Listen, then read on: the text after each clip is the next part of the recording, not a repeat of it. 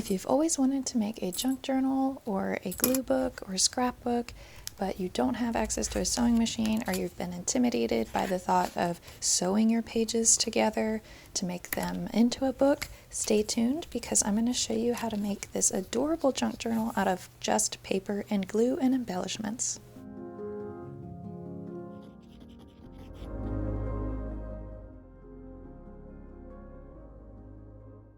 Hi friends, I'm Ashley and welcome to Darling Cottage Diary.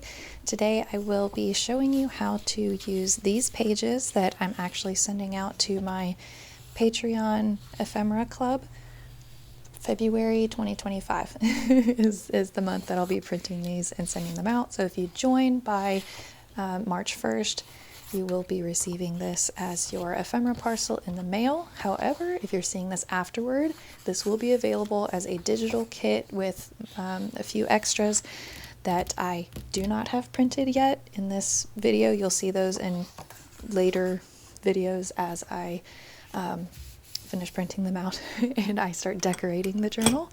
So I wanted this to be a quilt themed journal.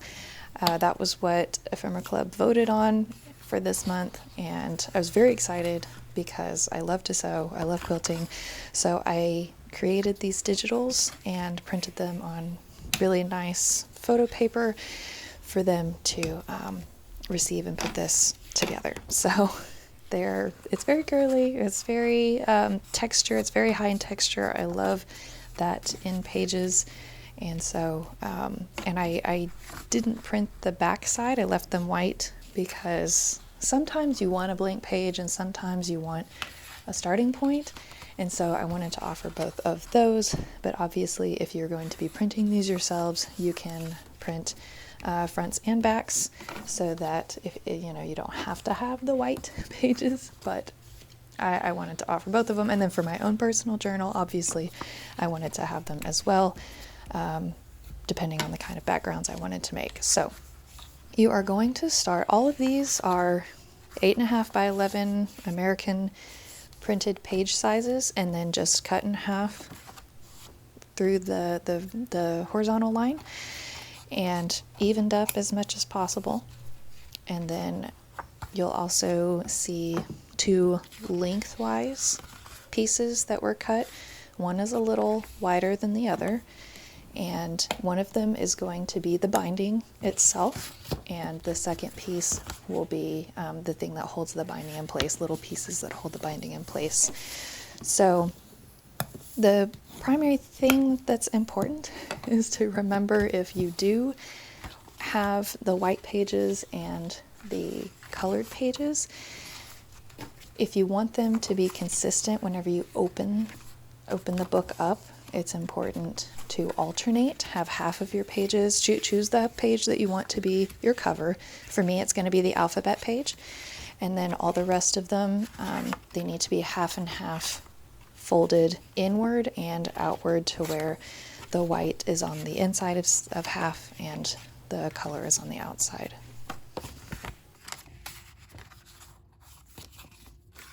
Now, obviously, I'm only using the printed pages. However, if you wanted to add scrap paper or recycled book pages or anything like that, you can add them in. This is kind of just the minimum size, and because of the matte photo paper I'm using, they are a bit thicker, not quite thick as cardstock, but they are thicker than regular paper. So you could add vellum sheets, you could add all kinds of extra doilies, all kinds of extra texture that would add visual interest. And something I really like about this design of journal is that you can add to it almost like those 3-ring binder kind of journals or the 6-ring binders, because you're basically making the rings out of paper. It's really cool. And this is the long page here, and if you are just going to try to do this by eyeballing the measurements, this is an 8.5 by 11, slightly cut off center down the middle. So I created a design from some fabric samples I found at an antique store on a card, and I just loved, again, the texture of them, and I thought it'd be perfect for sticking up in between the pages to hold them in place. So you're going to fold them back and forth. This is about an inch or a couple centimeters. It really doesn't have to be exact. You just need to flip back and forth. I did make the front flap a little bit big, the top flap a little bit big, because that is going to help anchor it in place on the front of the book, but you could make them all the same size. So this is me just experimenting a little bit, but you're going to need to cut your pages. So obviously, to protect your desk, you'll probably need some sort of cutting board, and you need to cut a slice down the center of your pages that does not it doesn't go all the way to the edge. You need it to have at least some space, because otherwise your book's going to fall apart. But it needs to be just a few millimeters longer than your centerfold piece, than your binding piece. And you'll start, of course, with the page that you want to use for the cover. This is the one I wanted, and I actually folded it backwards. I folded the binding piece backwards, and so I went through and folded them all the opposite way, because I wanted the printed side to poke up through the pages, and you'll see how that works in just a minute. But you'll need to do this to all of your pages, front and back.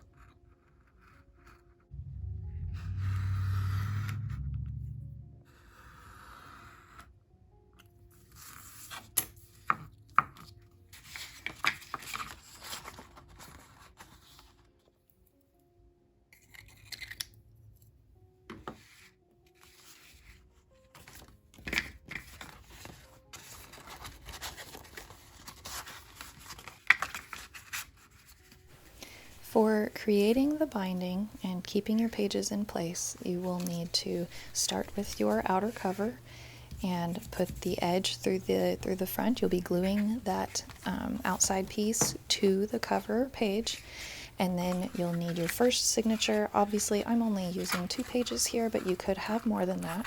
This could certainly work that way. And you'll want to slide your signatures as thick as you want them over the folded inside piece, the folded binding. And you're going to do that until you run out of signatures, and then you'll see how to thread the final flap of your binding piece back through the outside of your cover so that you can glue those in place, and then we'll move on to keeping the signatures in place.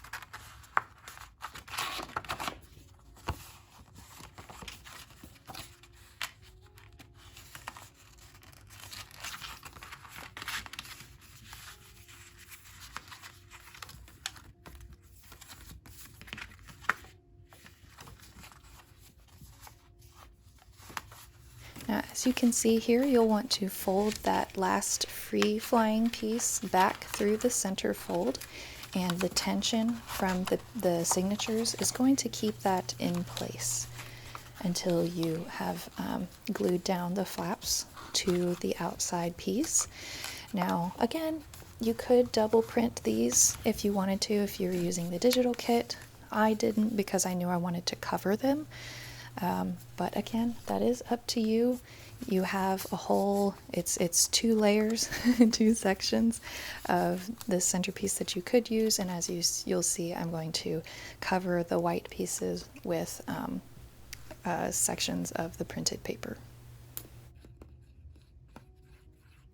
This glue I'm using is a non-wrinkle, non-warping type of glue. It's specifically for crafting. I know it can be different in other regions and countries, but I've used a couple of different brands. As long as it's this clear, non-water-based glue and it's quick drying, I think it's acetone based, but don't quote me on that. I do have one that I've been happy with before listed in my Amazon storefront, and I will list this one as well. You'll need to clip that in place or put something heavy on top of it just so that it evenly glues down, it evenly adheres. If you're using a water-based one, because that's all you have, you're going to need to let it dry for longer because you don't want it to come up and possibly tear while you are adding the centerpieces to your center fold. Now, what we are creating here is kind of the last of the 3-ring binder portion of it. My pieces are about 3 centimeters wide, and so I need a piece of paper that is just slightly smaller than that to fit on the inside of it. And I made it too big at first. I had to go back and cut it a little bit more. And if you feel like it's too flimsy, you can always fold the piece. Make it double wide and then fold it so that it's a little thicker in place.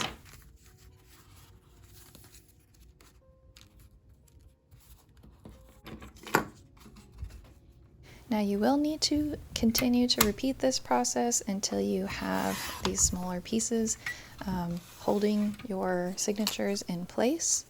And I did want to mention here, if you don't follow me already, I have a whole lot of people who watch my videos and they're not subscribed. So if you could like the video, subscribe if you'd like to see this kind of content again, as well as share it to somebody who maybe would enjoy it. I would really appreciate that. Something right here that I'm trying to showcase is that you can remove the signatures or the pages to work on them as a whole and then replace them, which I really like because y'all know, if you've watched me at all, I like it messy with some of my artwork, and so I like the flexibility of being able to remove the pages and then put them back. And I'm just really enjoying this style of journaling, and I hope you do too.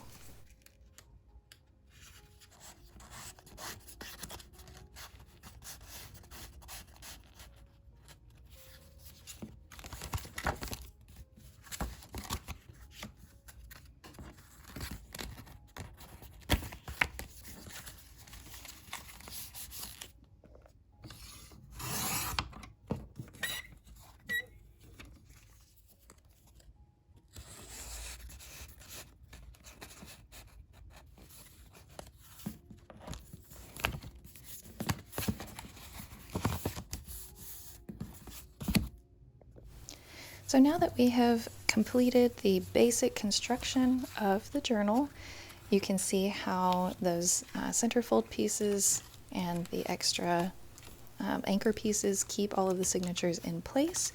And now we can add to the aesthetic value of the journal. Something to keep in mind though is while you're doing this, if you are going to want to remove signatures or remove pages to work on them and then replace them, to not glue anything on the actual folded binding. You would only want to glue on the front flaps or the very top and bottom to kind of reinforce the pieces of the page that acts as the cover, but you don't want to put any glue or adhesive material on the folded pieces because those are your pages. And if they're stuck together or they're stuck to some sort of, I'm going to be gluing some ribbon on there.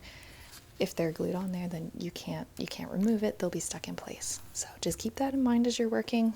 I accidentally cut this too small. I wasn't sure what I wanted it to look like at the end. And so when I cut those corners, I realized that the white piece that I was trying to cover up was showing through. So I decided to extend it and then just try to cover up the seam. But I like how it ended up turning out. You'll know that I make mistakes, or maybe not mistakes. I just, think that sometimes something's going to work, and then I just have to roll with it because it doesn't work out exactly as I think it will in my head, or my measurements are off. But you know what? I'm just going to pull the artist card here and say, oh, I can't be bothered with things like measurements. So if you similarly can't be, feel free to put a ruler in the comments to let me know. I'm not alone here. We are not ruler gals. I try, but it's kind of lost on me.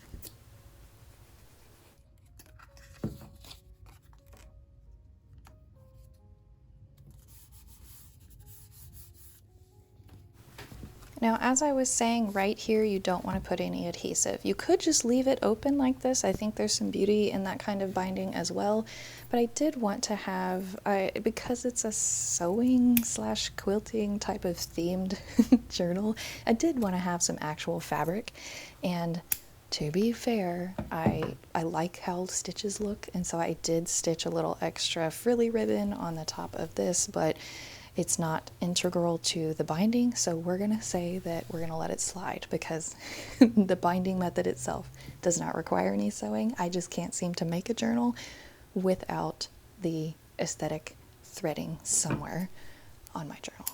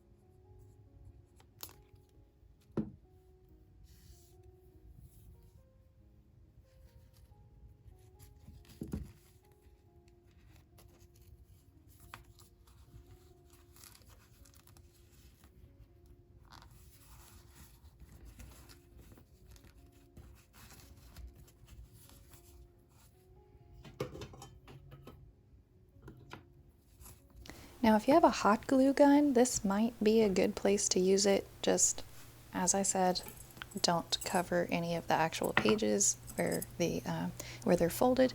But because hot glue dries faster, it cools faster, it might be better. But if you're not on a time crunch, then any glue would probably be fine. And now to cover up those ugly seams where I made my little front page too short.